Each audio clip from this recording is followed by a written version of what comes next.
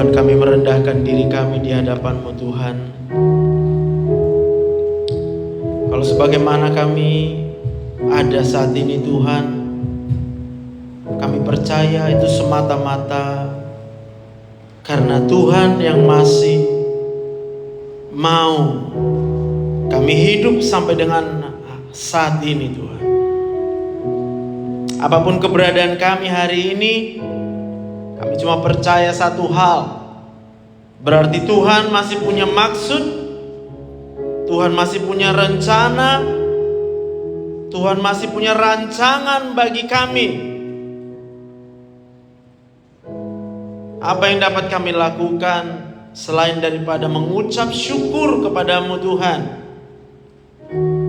Tapi kami menyadari ada banyak waktu-waktu di mana kami mengeluh, kami komplain sama Tuhan, kami merasa tidak senang, kami merasa kecewa sebab kami tidak suka dengan apa yang kami terima hingga dengan saat ini.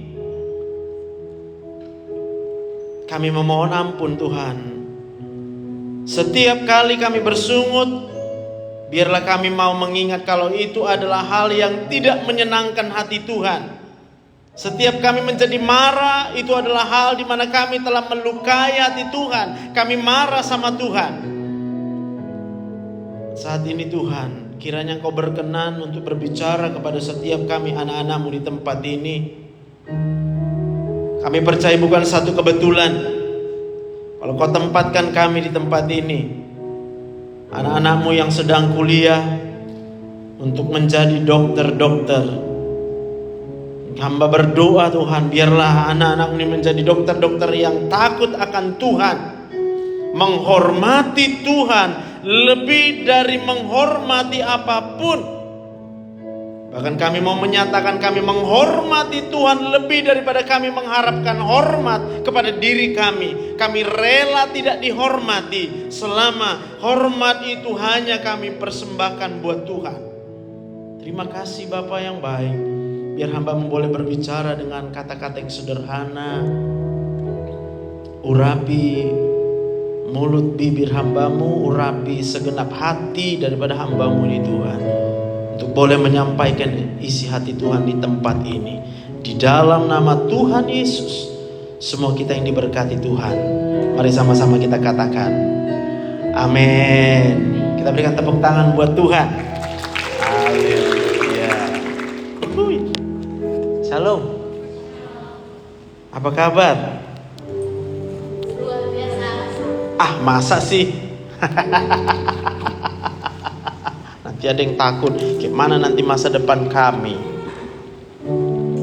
Nanti ada yang takut, gimana nanti aku bisa lulus? Gimana nanti aku kalau... semualah. Kita takut semua hal. Takut gagal, lalu berpikir kalau gagal nanti kita kecewain orang tua. Kita takut, apa bisa nanti kita menjadi seperti yang kita rencanakan. Kita takut rencana kita gagal. Kita takut karena kita sedang disakiti perasaan kita sama orang. Jangan-jangan nanti dia ulang lagi. Aku gak tahu sampai kapan aku bisa bertahan. Satu kali mungkin aku bisa lah tahan dengan perkataannya seperti itu. Tapi kan sakit banget Tuhan. Sampai kapan aku harus menjalani hidup seperti ini? Ada orang yang takut. Mungkin dia baru kehilangan orang tuanya.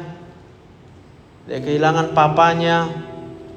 Yang selama ini mungkin papanya itu memperhatikan dia. Apa saja yang dia rasakan papanya mau dengar. Tapi kemudian Tuhan berkehendak lain. Lalu Tuhan panggil papanya. Dan sejak daripada papanya itu kemudian dipanggil Tuhan, dia rasa hidupnya tidak sama lagi. Hidup di dalam kesendirian, hidup di dalam kekecewaan. Dan kalau hari ini saya berdoa, Kalau kita pulang dari tempat ini, bukan hanya kita saja yang terobati rasa sepimu itu, loneliness. Tapi aku berdoa dan semua kita berdoa, kemanapun nanti kita ditempatkan Tuhan, keberadaan daripada dirimu itu bisa mengobati orang lain.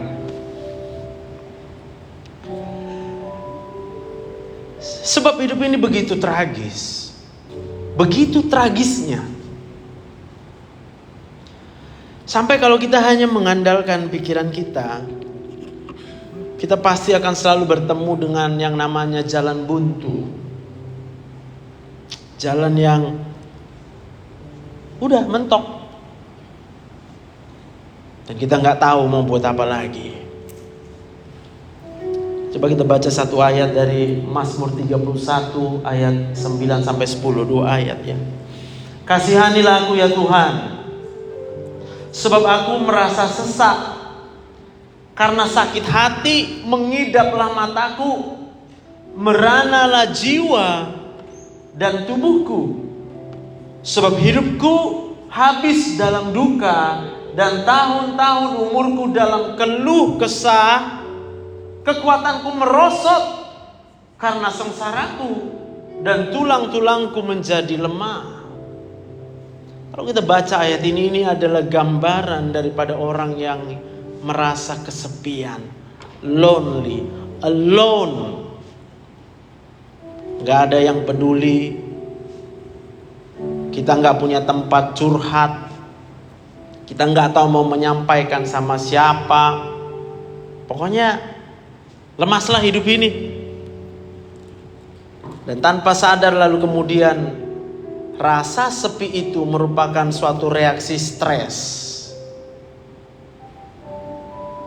Teman-teman di sini harus paham. Benar-benar paham bahwa yang namanya stresor, kondisi stres di dalam pikiran kita itu terhubung kepada seluruh organ-organ tubuh kita.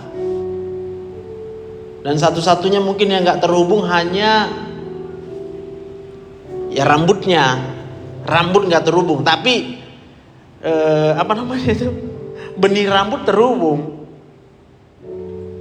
Itu sebabnya kalau orang stres bisa botak.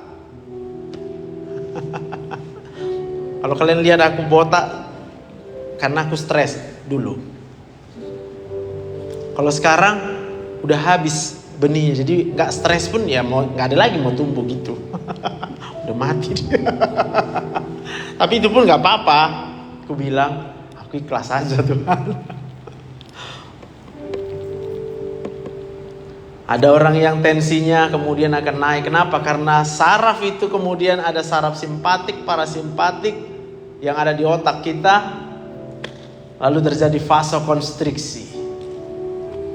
Vasokonstriksi membuat darah yang mengalir itu kemudian harus berhadapan dengan dinding pembuluh darah yang mengecil, volumenya, diameternya berkurang, sekaligus juga menjadi ketat.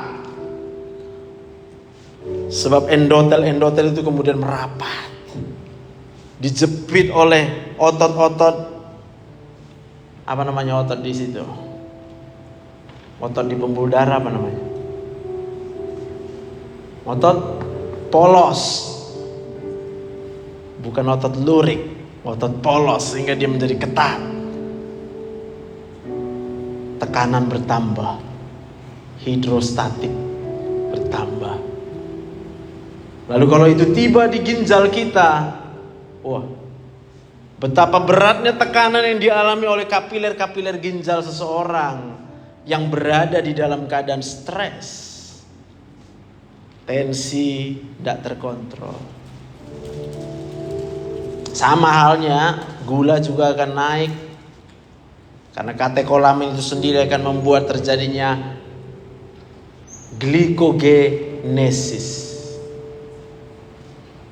glikolisis, salah ya kan? Maka gulanya nggak bisa turun. Yang sakit kanker Yang harusnya sel tubuh kita itu bisa beregenerasi dengan baik, maka ketika dia di kemo, gak bisa regenerasi sel yang regenerasi. Akhirnya dia lebih cepat mati. Itu sebabnya hati yang gembira adalah obat yang manjur. Nah, saya mau tanya sama kita, berapa banyak dari kita yang mau kalau nanti jadi dokter, kamu ambil peran bukan hanya sekedar meresepkan obat, tapi dirimu menjadi dokter yang bisa buat pasienmu gembira.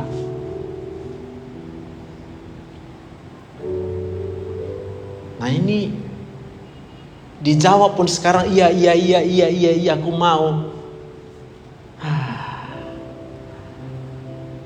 Harus dimulai dari diri kita dulu.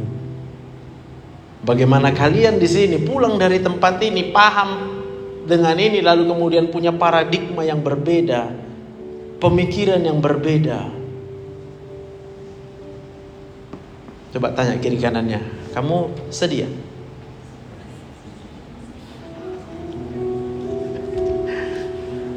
Ya kan? Kalau dia malu-malu jawabnya, nah itu masih jauh lah. Tapi kalau bilang iya sedih aku, itu udah setengah jalan itu.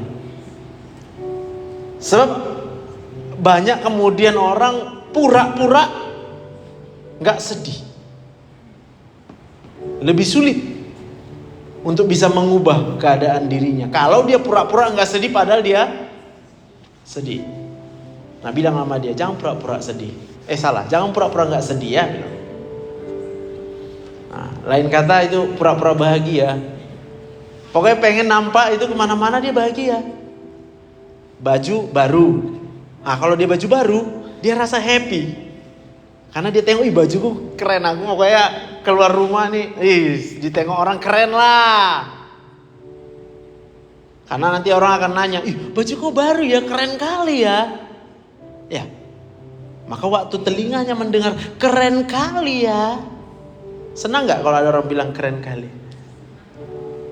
Padahal sebenarnya jauh di dalam perasaannya dia sedang kecewa. Maka kemudian dia berusaha mencari cara supaya dia bisa gak sedih. Dan satu-satunya mungkin jalan yang dia tahu adalah dia gak sedih ketika dia dipuji orang. Maka dalam keadaan tertentu, di dalam kesunyian hidup ini, di dalam kesepian daripada hidup ini, ada orang yang memutuskan untuk shopping. Dia melarikan diri dari kenyataan dengan shopping. Dia beli barang-barang yang dia anggap cantik, lalu berharap nanti kalau dia pakai, orang lain lihat, lalu ketika orang lain lihat, dia dipuji, lalu dia merasa happy lagi. Tapi tahu gak kenyataannya? Gak mungkin lah bisa 3 kali orang berkata, bagus baju kau 3 kali. Yang ada apa kalau udah 3 kali pakai? Itu aja baju kau. Maka waktu didengar itu aja baju kau, nangis lagi dia. Sedih lagi. Halo? Sampai situ bisa paham maksudku? Kesepian di dalam hati kita itu seringkali akan membuat kita mengambil langkah-langkah melarikan diri dari kesepian. Tapi apakah kemudian itu menjadi jawaban? Tidak bisa. Kalau kita sering dengar ya, itu dikatakan hati manusia itu dalam, luas, lebar, panjang itu tidak terbatas, ya kan? Sebegitu tidak terbatasnya, maka kalau kita berusaha mengisi hati kita sendiri dengan berdasarkan pikiran kita sendiri, memenuhi apa maunya kita, maka kita akan menjadi orang yang maunya banyak kali. Aku mau gini lah, aku maunya gini, aku maunya gini, aku maunya gini lah. Lihat orang pun Yang dia bayangkan apa? Aku maunya kau jangan kayak gitu. Paham? Atau kita nggak bilang aku maunya kayak gitu, tapi ketika orang lain melakukan apa maunya orang lain, kita lalu berdiri dan berkata, nggak cocok kayak gitu. Atau kita nanya, kok kayak gitu kau buat? Janganlah kayak gitu. Kayak ginilah harusnya. Kalau ada orang yang seperti itu di sini, mungkin kita kenal, jangan marahi dia. Malah kita harus tolong dia, supaya dia sadar. Kita tolong dia sebab kita tahu dia sedang berada di dalam kesepian. Tapi kalau kita sudah bisa berpikir sebaliknya, ya udah, orang mau buat apa ya udah, nggak apa-apa. Ora opo-opo. Kita sabar mendengarkan orang lain ngomong terus, sabar. Tapi kalau baru ngomong berapa detik, bukan gitu, dipotong terus. Atau dia mau ngomong terus. Saya mau bilang kalau orang yang mau ngomong terus, dia kesepian. Lalu berusaha mengisi apa yang dia mau, karena dia pikir kalau dia penuhi apa yang dia mau, dia puas. Ya. Kalau dia puas, dia pikir itu akan mengobati kesepiannya. Tapi kalau kita bisa tenang, ya nggak apa-apa. Kita bisa bilang, itu tadi apa kuncinya? F, G, oke. Hanya dekat Allahku, rasa tenang hatiku, kau sertai jalanku sepanjang hidupku.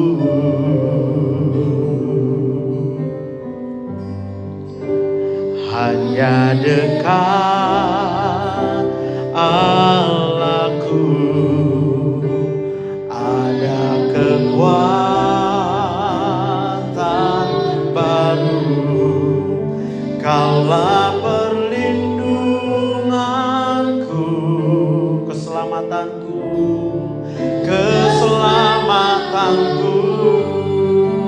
Katakan ku ingin selalu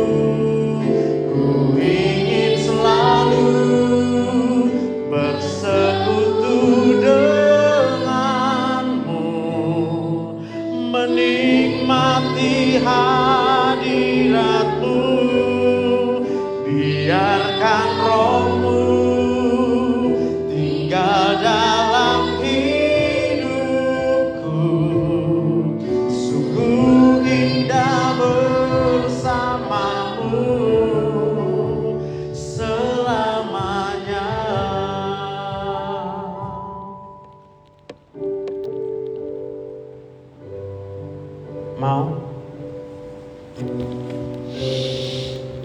Mau yang kita pikirkan adalah bagaimana supaya kita selalu bersama-sama dengan Tuhan. Orang mau buat apa mah biarin aja. Ikhlas aja. Karena Tuhan juga ikhlas kok menciptakan manusia. Benar gak? Apa Tuhan gak tahu Adam bakal buat dosa? Tahu ya? Tuhan ikhlas, dia biarin, ya sudah. Dia biarkan manusia itu mengambil keputusan kehendak menurut kehendak manusia. Apa Tuhan gak bisa tiba-tiba dihanguskannya aja itu pohon kebenaran sebelum dimakan sama Adam? Bisa. Tapi Tuhan biarin.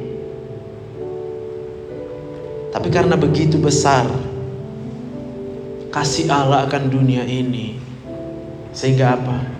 Dia mengaruniakan anaknya yang tunggal, supaya setiap orang yang percaya tidak binasa. Lalu Tuhan membuat jalan keluar.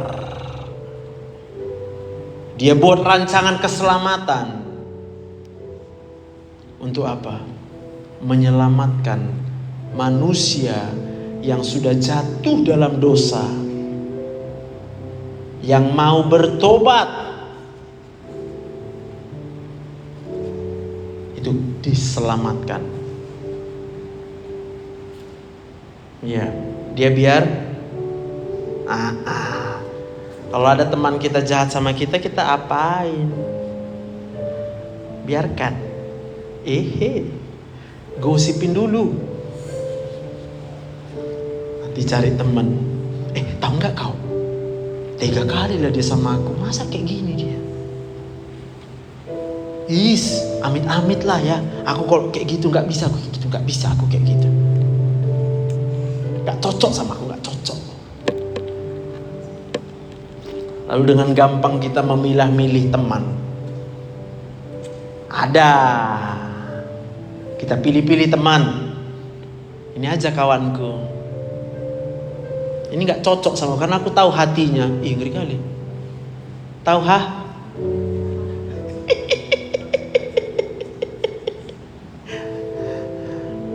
Bilang sama kiri kanannya, kalau ada orang tahu hati orang lain, itu lebih dari Tuhan dia.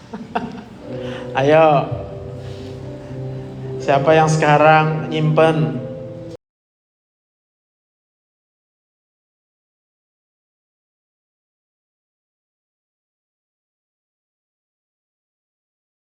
dalam hatinya, terus mikir, kok kayak gitu dia ya?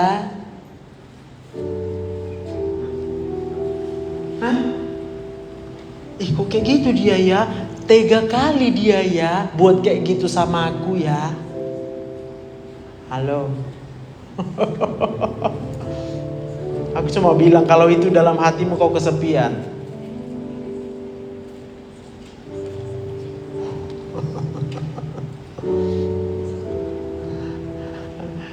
Kesepian. Maka pulang dari sini kalau mau gak kesepian lagi.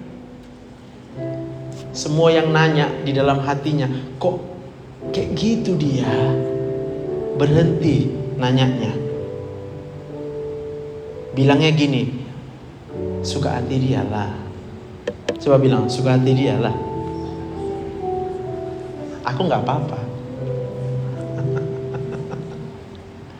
Mau itu siapapun. Mungkin kau kecewa sama papamu. Mungkin kau sakit hati sekarang sama papamu. Kau sakit hati. Kenapa kau sakit hati? Karena kau gak terima.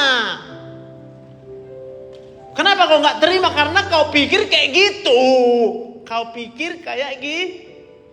Padahal yang kau pikirkan itu hati orang loh.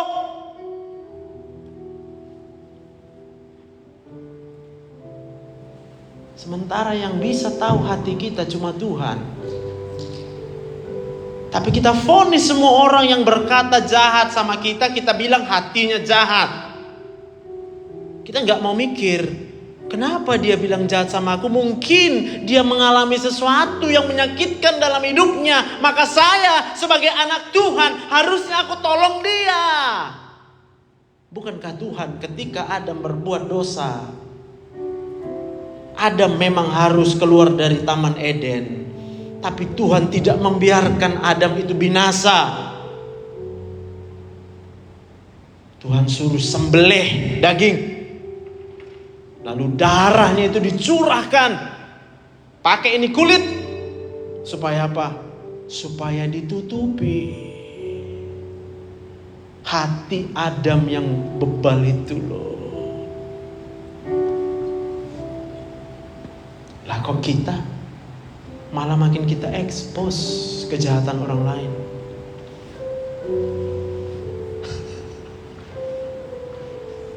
Rasanya gak tenang kita kalau gak ada orang yang dengar curhat kita.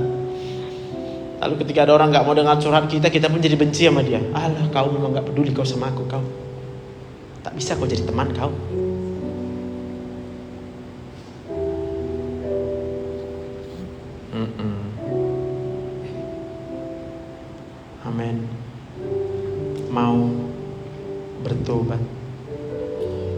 Ini bertobat loh. Siapa Tuhan dalam hidup kita?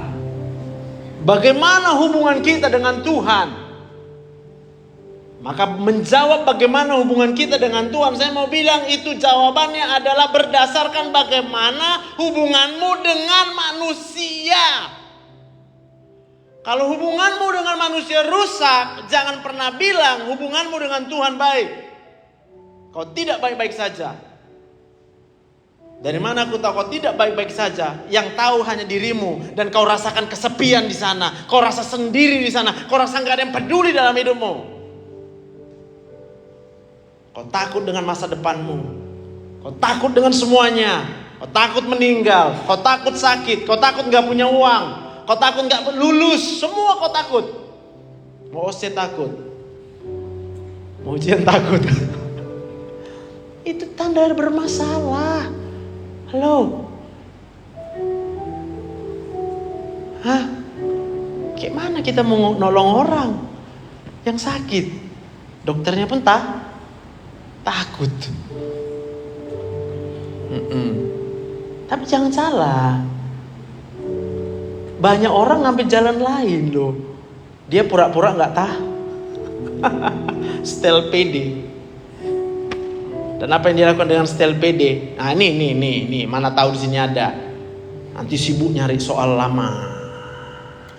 Apa soal lama lah. Udah dapat nanti, gak akan dikasih sama orang lain. Jangan sampai tahu lah. Udah kita aja ini ya, kita aja ya.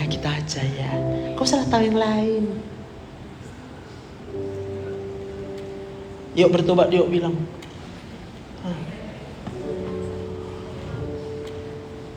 Duh, 1000 teman kurang. 1 musuh udah kebanyakan.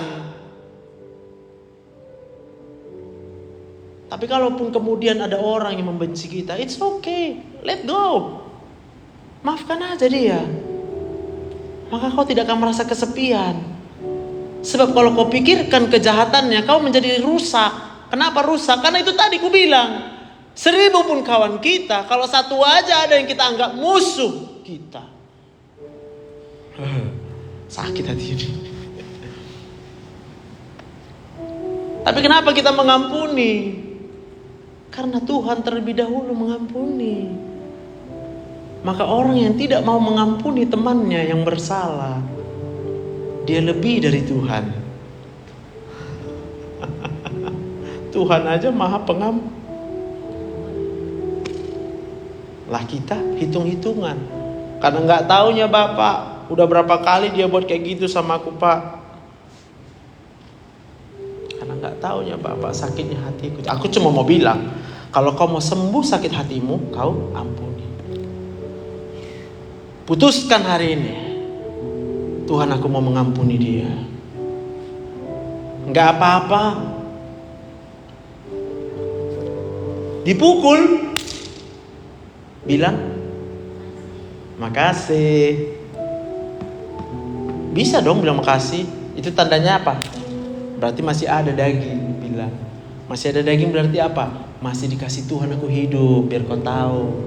Coba aku udah mati, kau mau mukul apa?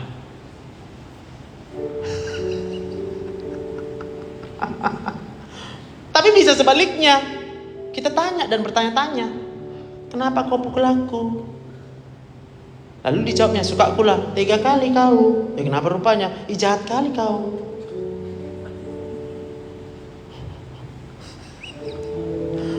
Lalu Petrus bertanya kepada Yesus, Tuhan, berapa kalikah kami harus mengampuni? Dan Yesus menjawab, 70 kali 7 kali. Berapa kali kau anggap dia jahat? Dikalikanlah.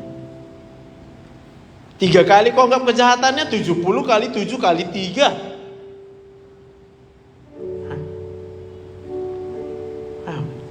Ini sekalipun berarti orang yang menyatakan orang lain kau jahat sama aku mau bilang, kau yang dapat utang.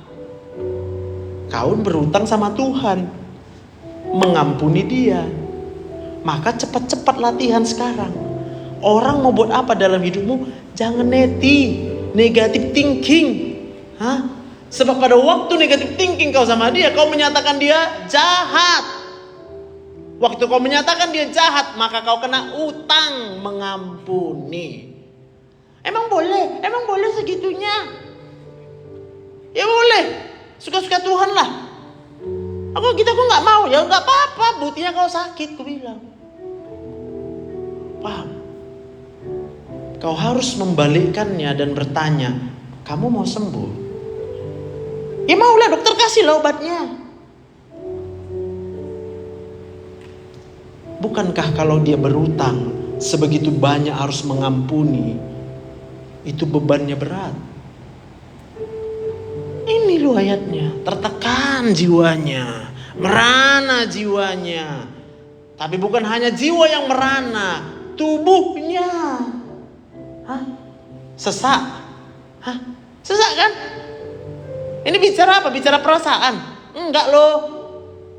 Ini tubuhnya bereaksi, sistem simpatiknya over, katekolaminnya over, stres hormonnya teraktivasi. Hanya karena apa?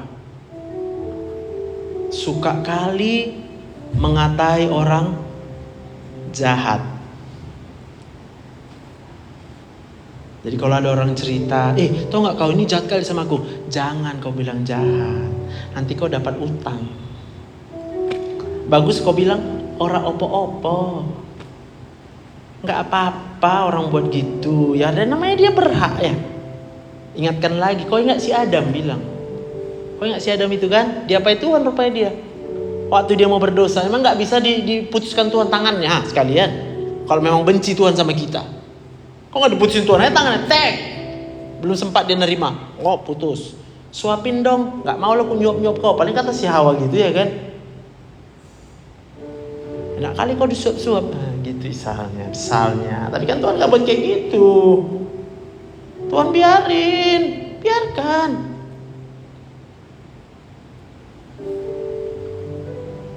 Bilang sama-sama, aku akan membiarkan. Ayo bilang, aku akan membiarkan orang lain berbuat sesuka hatinya. Gak ada urusan sama aku. Urusanku cuma sama Tuhan. Itulah sebab aku tahu. Bilang, sebab aku tahu hidupku ada di dalam tangan Tuhan. Haleluya. Tapi kalau kau nggak ingat hidupmu ada di mana, ya kau panik. Kalau kau berkata, Tuhan, aku menyerahkan hidupku ke dalam tanganmu, berarti kita di mana? Kan di dalam tangan Tuhan. Tangan Tuhan, bro. Kalau kau di dalam tangan Tuhan, lawanmu siapa, Bor? Gak apa-apa. Ya kan? Kalau kita dalam tangan Tuhan, orang buat apa? Takut kau? Aku gak takut aku. Dikata-katain, ketawa aja. Berarti dia punya mulut, dia biarin. Betapa sepinya nanti dunia ini kalau lah ya. Kurasa sepi kali lah dunia ini. Kalau semua kalian kan berbuat apa yang ku mau, sepi kali kurasa. Pasti diam semua kalian. Karena aku maunya diam kan gitu kan. Mau dipuji-puji pun aku, pujilah. Berapa kali lah itu bisa kemudian memuaskan hati ini. Coba next slide. Nah, ini salah gambar. Ini namanya labirin, maze. Ya, itu salah, terlalu tinggi orangnya. Kalau gitu bukan labirin lagi namanya, orang nampak, ya kan? Kalau dia labirin, temboknya di atas kita nih. Kita nggak bisa nengok. Kita cuma nengok sebatas yang ada di depan, samping, kiri, kanan, dan di belakang. Hanya itu aja. Di mana persimpangan, di mana kau bisa keluar? Gak ada yang bisa tahu.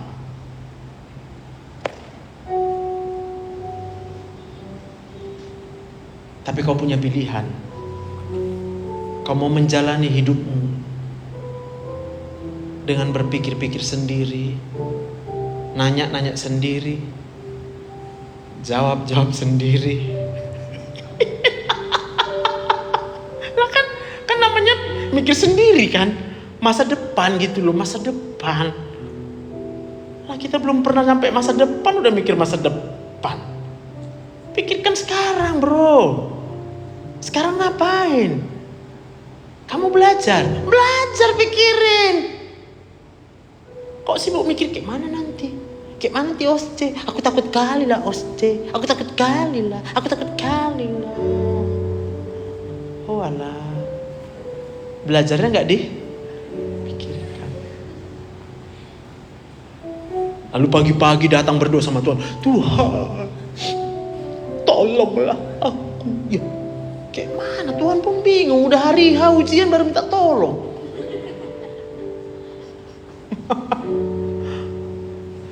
Hari-hari sebelumnya apa? Ya haleluya, puji Tuhan, haleluya. Aku mau bilang gini, kok haleluya tiap hari puji Tuhan, tapi kau nggak belajar, Bor. Kau ngapain? What are you doing?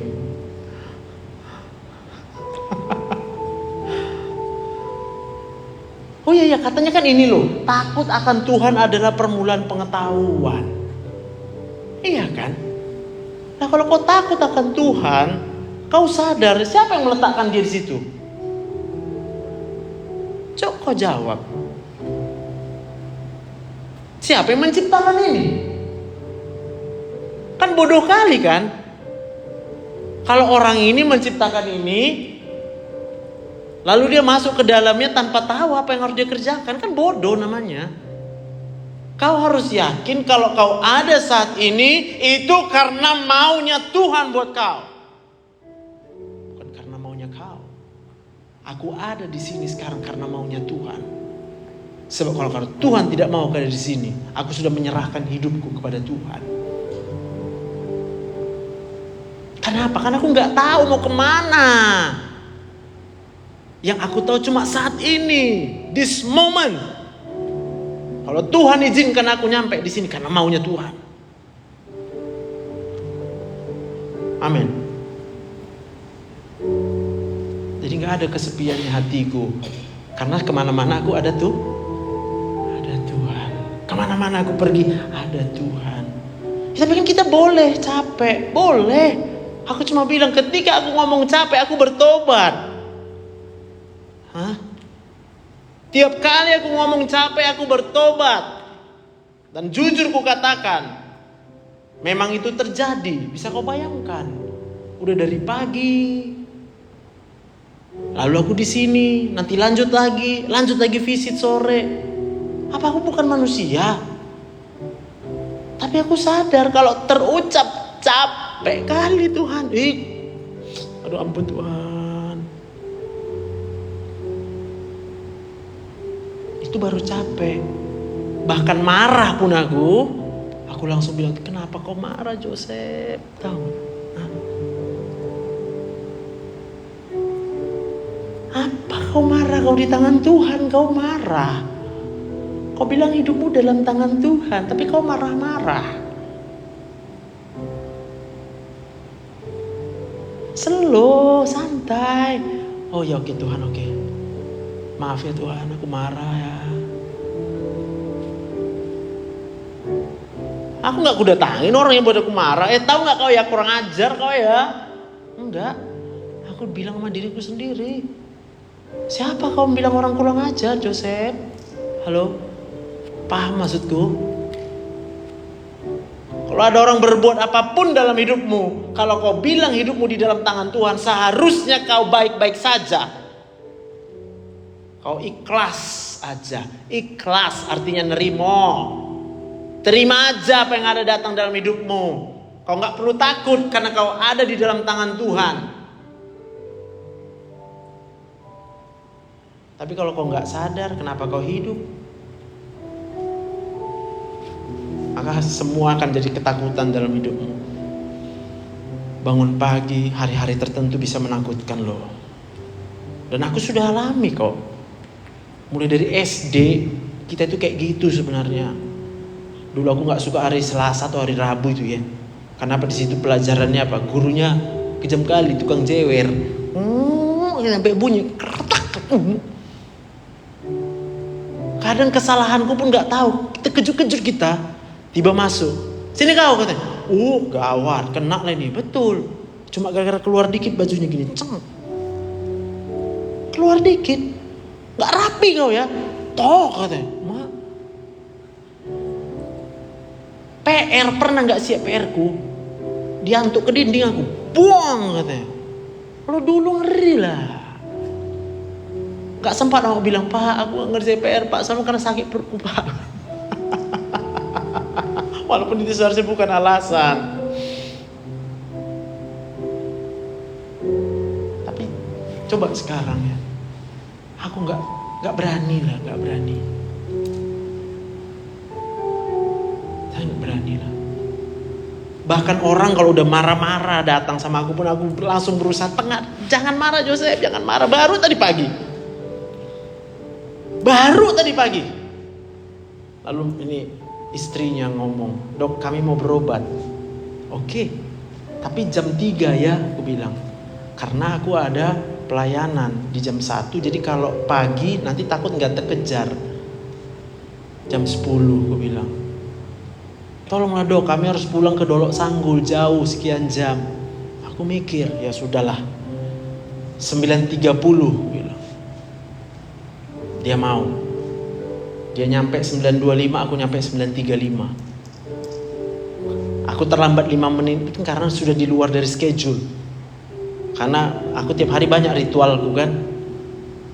Yalah, kapan lagi sama istriku nengok-nengokan kami. I love you, you love me. Iya. Duduk kami pagi-pagi. Nah, maka kadang kalau udah disuruh jam 8 lah ngajar, stres aku. Karena aku pikirkan, gimana aku sama istriku ya kalau aku sibuk kerja terus. Tapi ya sudah gitu ya, akhirnya nyampe di situ. Baru aku mau menjelaskan. Lalu pasiennya menjelaskan balik, yang saya buat gini Dok, segala macam ini. Loh Pak, Bapak datang sama aku ngapain? Bapak nanya saya sebagai dokter, atau Bapak mau kasih tahu aja bahwa cara kami itu salah? Bukan, aku mau bilang gitu. Ya sudah Pak, kita periksa aja HbA1c, aku bilang. Karena HbA1c itu adalah gambaran kadar gula darah 3 bulan terakhir. Iya, tapi kalau aku cek gula darah bagus katanya. Pak, saya kan dokter, saya tahu ada banyak pasien waktu mau dicek gula darahnya, Pak dia serius Pak puasa. Ya turunlah gulanya Pak, gue bilang. Nanti siap dia puasa Pak, pesta lagi dia Pak, gue bilang. Merasa dia mungkin, karena aku bilang bohong. Akhirnya dia marah. Udah kita pulang aja katanya. Aku gini, udahlah aku yang berkorban setengah jam ini duluan datang. Bisa bayangkan itu. Gak bayar loh. Gak usah cerita bayar. Aku memang komit gak minta bayar sama orang berobat. Dok, makasih Dok, kata istrinya. Dia udah merasa bersalah istrinya. Gak apa-apa Kak. Udah gak apa-apa. Karena suami marah sama dia. Pulang, kita pulang. Udah gak apa-apa. Kalau diikutkan maunya hati ini.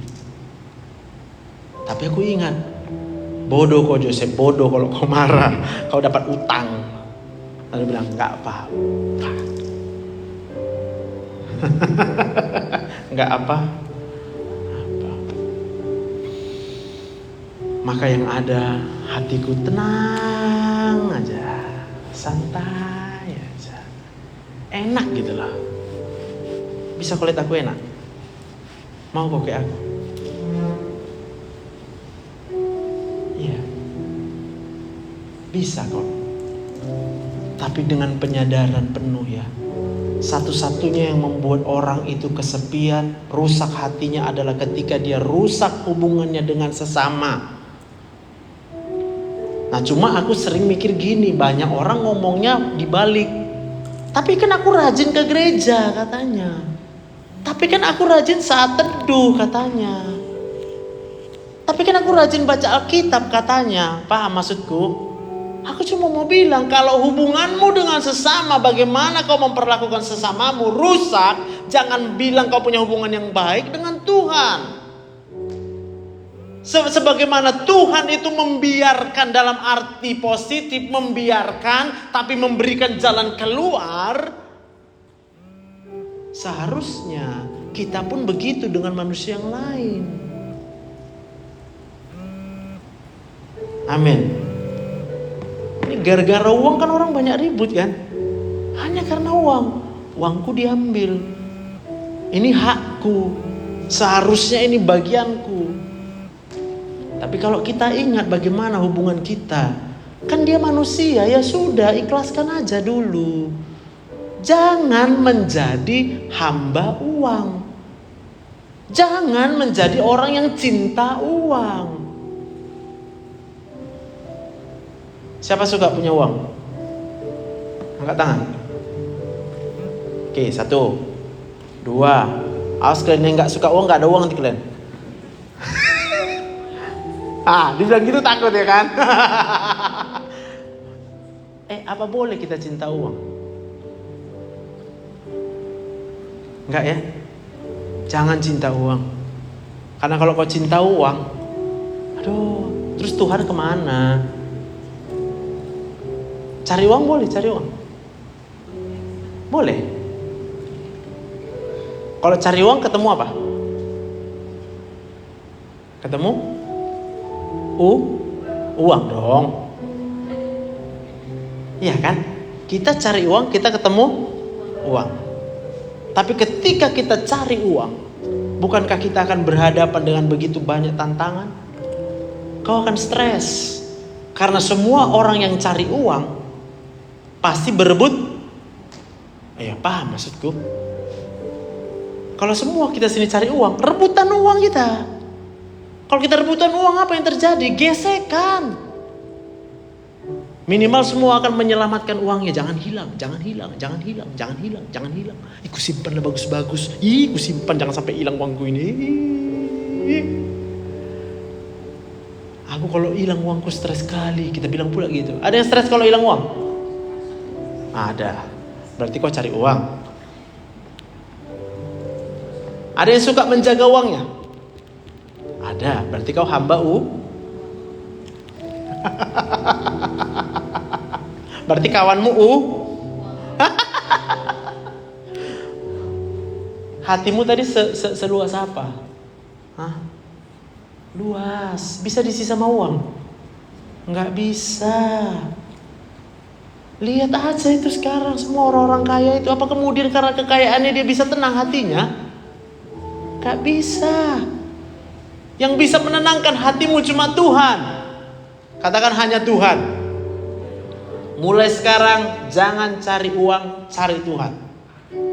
Bilang, aku mulai hari ini, bilang, berhenti cari uang. Aku mau cari Tuhan aja. Karena kalau cari Tuhan, aku dikejar uang. Nah, amin. Kok jadi senang kalian kan? Itulah, ujungnya uang juga kan? Mata duitan. Tapi aku bukan bilang kau gak dapat uang. Kau cari Tuhan, kau dapat. Coba tunjukkan ayatnya. Matius 6 ayat 33. Ini ayat yang udah harusnya kita paham. Tuhan tahu kau butuh uang. Bayar uang kuliah pakai apa? Pakai uang kan? Jangan kau sedih kalau tiba-tiba mungkin berpikir dari mana nanti uang bapakku ya. Jangan kau stres karena itu. Atau bapakmu cerita, nak kayak mana nanti nak? Ini bapak drop kali bisnis kita ini. Kau bilang apa? Tenang pak, bilang. Ini pak solusinya pak, bilang. Mana deh? Matius 6 ayat 33 itu udah hafal? Ada yang hafal itu enggak? Hafal? Yes. Dipotong lagi gajimu nanti ya. Bercanda. Matius 6 ayat 33. Atau mungkin terhapus kali di situ ya.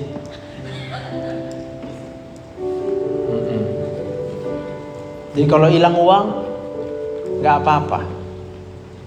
Asal kau jangan hilang tuh. Macam.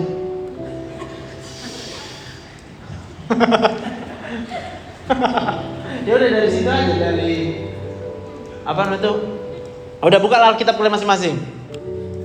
Matius 6 ayat 33. Yuk, baca sama-sama ya. Kalau udah dapat. Udah dapat? Matius 6 ayat 33.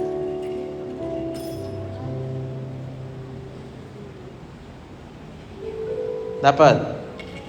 Yuk, baca sama-sama. 2, 3 ya. Tetapi dan kebenarannya, maka kau paham? Cari dahulu kerajaan Allah dan kebenarannya, maka semuanya ditambahkan.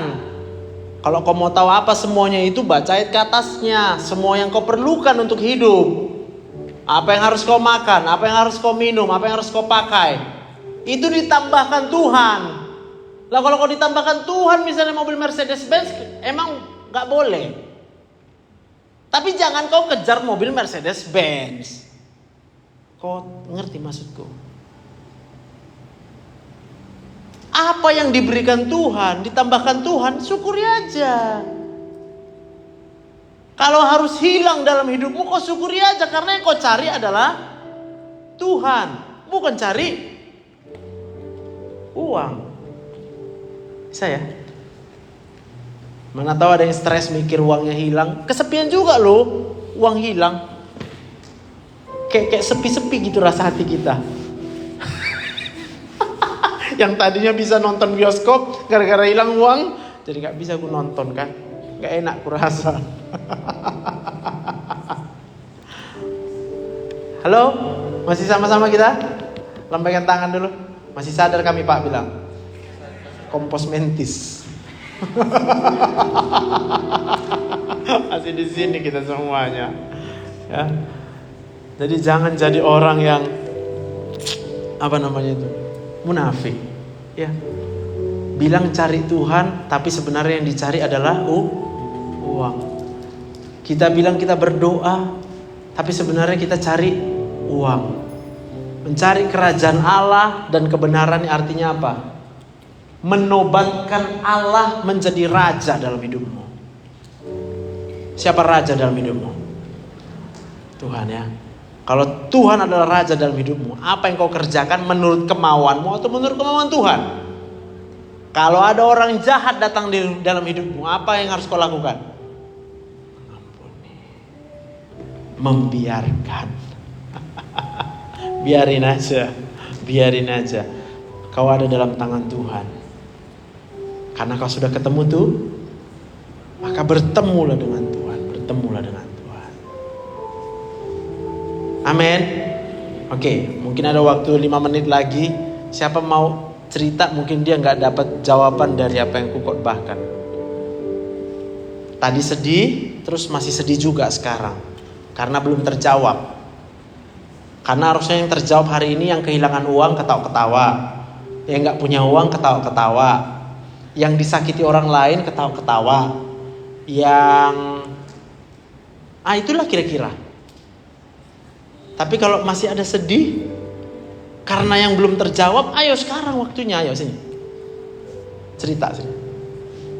Ada? Kamu mau cerita? Masih sedih? Takut gak lulus? Boleh gak lulus? Ya sama aja lah kalau kau bilang boleh gak lulus, jawabnya enggak. Boleh lah gak lulus. Emang lulus buat apa dalam hidup kita? Masa depan. Masa depanmu ditentukan oleh kelulusanmu. Kau menyerahkan masa depanmu di tangan dosen atau di tangan Tuhan? Ya sudah. Jadi kalau kau gak lulus, yang buat kau gak lulus siapa? Dosen kan? Terus dosen bisa buat apa samamu kalau kau sudah menyerahkan masa hidupmu dalam tangan Tuhan, masa depanmu? Hah? Ada? Gak ada. Kau tenang aja. Aku cuma mau bilang, kalau misalnya aku dosenmu, dengan sengaja aku buat kau kalah, tapi Tuhan ada di pihakmu, apa Tuhan gak bisa campur tangan? Minimal dibuatnya banku kempes, sehingga terlambat aku gak jadi aku menguji kau. diganti penguji yang lain yang baik. Amin. Kan nggak mesti mati aku kan gitu. Atau cara yang baik lagi ada. Aku killer kian ini. Tapi aku killer gara-gara aku sakit hati. Uangku misalnya hilang. Lalu aku mau menguji kau. Lalu Tuhan tiba-tiba kasih uang. Sama aku. Aku jadi senang. Sangat senangnya aku. Siapapun yang salah jadi benar. Ada yang tidak mungkin bagi Tuhan? Jangan takut gak lulus. Kadangkala Tuhan izinkan kau gak lulus karena Dia punya maksud buatmu. No, bukan kadangkala. Pasti. Kalau kau gak lulus, tapi pastikan dirimu sudah menyerahkan hidupmu ke dalam tangan. Jangan sebentar-sebentar di tangan Tuhan, sebentar-sebentar di tangan hantu.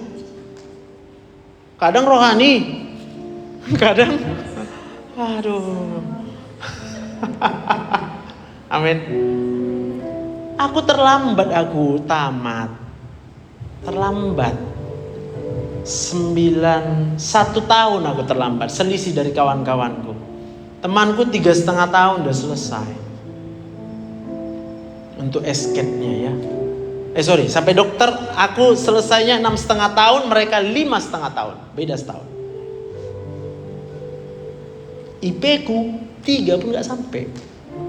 2,98. Aku tamat. Sarjana kedokteran ku bawa ada 2 nilai D. 1 mata, 1 histologi, praktikum. Emang boleh bilang? Boleh lah. Lalu kalau IP ku 3,5, 4,0 terus kenapa? Jadi apa? Yang ku tahu sekarang, yang bisa menyembuhkan cuma Tuhan. Obatku apa rupanya? BPJS, kagak bayar pun bisa. Kau suruh aku sekarang obat paten, gak tahu aku. Mungkin sebagian yang bilang bodoh kali kau. Nanti kalau kau bisa obat paten kan bisa dapat duit kau. Apa aku jawab? Cari dahulu kerajaan Allah bro, bilang.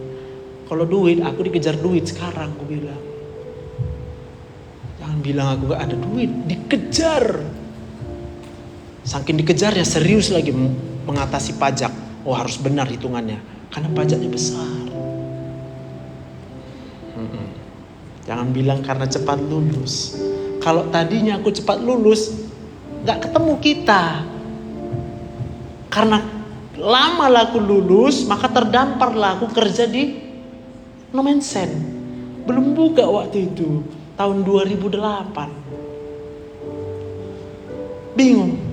Aku baru tamat, kawan-kawan udah tamat, udah kemana-mana semua. Aku kayak mana lah ya. Tiba-tiba ada aja disuruh, sanalah kau, tapi tukang ketik katanya. Ngetik aku. Ngetik surat kerjaku. Tiap hari ngetik surat. Buat surat ke sini Joseph. Nanti mau dikirim ke sana untuk izin. Oke, buat undangan nanti dosen-dosen mau rapat. Calon dosen, aku buatin, aku ketikin. Orang ketawa. Kalau dokter Joseph ini bingung kami nengoknya. Entah dokter apa. Masa tiap hari megang mouse katanya. Pegang mouse. Kapan kau pegang stetoskop? Pedih gak? Pedih lah. Tapi mau buat apa juga gak tahu. Sebab apa? Waktu tingkat 1 udah meninggal bapakku. Gak ada uang. Mau sekolah? Kayak mana aku mau sekolah? Uang gak ada. Jadi dokter jaga. Kayak mana uang dari dokter jaga bisa membayar uang sekolah? Jadi jangan takut miskin, jangan takut gak punya uang. Takutlah kau kalau kau gak punya Tuhan. Takutlah kau kalau Tuhan tidak bersama denganmu. Takutlah kau kalau kau meninggalkan Tuhan dari hidupmu. Tapi selama kau berkata, Tuhan aku serahkan hidupku ke dalam tangan-Mu. Apa yang tidak mungkin bagi manusia, Tuhan jadikan segala-galanya mungkin. Amin. Takut aku disakiti sekarang gak takut. Banyak haters banyak. Tak suka dengan apa yang ku kerjakan ini. Paham ya? Gak suka lo apa yang ku kerjakan ini orang. marah orang itu. Saking marahnya, tahu nggak? Kena tegur aku dari BPJS. Kok banyak kali pasien ini, katanya. Aku mau jawab apa? Aku bilang, kalau pasien memang banyak, masa nggak diobati? Ya tapi nggak mungkin lah segini banyak pasiennya, katanya. Aku mau jawab apa? Ya udah, berikutnya nanti kita lihatlah, kita kurangi pasiennya. Kayak mana caranya? Aku bilang. Ya nggak tahu lah. Ya udah, aku terserah kau Tuhan. Sampai yang bukan ilmu epidemiologi pun dimainkan, coba. Kenapa di rumah sakit metodis sekian persen penyakit ini, di rumah sakit lain sekian persen? Kau jawab apa coba? Kenapa mencret banyak di metodis, sementara di rumah sakit lain mencret dikit? Itu kita mau jawabnya apa coba? Halo. Bingung kita. Terakhir bilang, ya udah terserah aja lah. Apa mau dibuat? Aku bilang, aku terserah aja. Aku cuma nolong orang. Sampai pernah ada loh ditanya, kalian ngasih berapa sama dokter Joseph? Benar loh. Dok, kami ditanya dok, kenapa banyak berobat sama dokter? Emang kalian bayar berapa sama dokter Joseph? Gitu loh. Jadi apa ibu jawab? Aku bilang, kami pun yang dikasih duit. Gitu. Mak bilang. Paham ya? Tapi it's okay lah. Bilang aku percaya Tuhan aja. Satu waktu pun kalau aku misalnya dicabut Tuhan, gak usah lagi kau di BPJS, enggak usah, aku bilang. Jadi kayak mana nanti duitmu? Mana tahu, aku gak cari duit, aku bilang. Orang aku PNS kok, aku bilang. Aku PNS aku. Pegawai negeri sorgawi. Tepuk tangan untuk Tuhan. Hari ini kalian bisa jadi PNS. PNS-nya bukan ujian manusia, tapi ujiannya dari Tuhan. Haleluya. Sekali lagi tepuk tangan buat Tuhan kita. Mari kita berdoa. Tuhan, terima kasih hamba-Mu selesai berbicara pada sore ini Tuhan. Hamba tahu Tuhan bagaimana keterbatasan kami sebagai manusia. Tapi kami berserah kepada Tuhan. Manusia boleh mereka-rekakan yang jahat terhadap kami. Orang-orang boleh berpikir yang jahat terhadap kami. Kami ikhlas. Sebab sebagaimana Tuhan membiarkan Adam lalu kemudian melakukan dosa, tapi Tuhan menyiapkan jalan keluar. Biarlah kami Tuhan mengikuti apa yang Kau kerjakan bagi kami. Kalau ada orang yang jahat terhadap kami akan berkata tidak apa-apa. Tapi dalam hidup kami akan memikirkan bagaimana supaya kami memenangkan dia, bagaimana supaya kami menyentuh kehidupannya sehingga dia boleh kembali datang dan bertobat kepada Tuhan. Terima kasih Bapak yang baik untuk anak-anak-Mu yang hadir di tempat ini. Mulai daripada saat ini kami mau menyerahkan hidup kami seluruhnya ke dalam tangan Tuhan. Sebab kami percaya kalau hidup kami ada di dalam tangan Tuhan, Tuhanlah yang menentukan segala sesuatu. Tuhanlah yang boleh melakukan apapun yang Tuhan anggap perlu dalam hidup kami. Tuhanlah yang akan membiarkan apapun yang harus terjadi dalam hidup kami. Tapi kami percaya Tuhan hanya punya rancangan yang terbaik, rencana hari depan yang penuh dengan harapan bagi kami. Terima kasih Bapak yang baik. Sore ini juga Tuhan, kami berjanji untuk melepaskan pengampunan siapapun yang membuat hati kami sakit sampai dengan hari ini. Mulai daripada orang tua kami, mungkin papa kami, mungkin kami sakit hati dengan mama, mungkin kami sakit hati dengan saudara-saudara kami, mungkin kami sakit hati dengan teman-teman kami, mungkin kami sakit hati dengan siapapun yang datang dalam kehidupan kami. Kami mau katakan hari ini, tidak apa-apa mereka lakukan itu semua. Sebab kami tahu kami aman dalam tangan Tuhan. Terima kasih Tuhan. Terpujilah nama-Mu, Allah yang menciptakan langit dan bumi. Bahkan Engkau Allah yang menciptakan sorga, hidup yang kekal yang Tuhan anugerahkan bagi setiap orang yang mau percaya, menyerahkan hidupnya dan menyenangkan bagi Tuhan. Terima kasih Bapa yang baik. Di dalam nama Tuhan Yesus kami berdoa dan bersyukur kepadamu. Haleluya. Amin.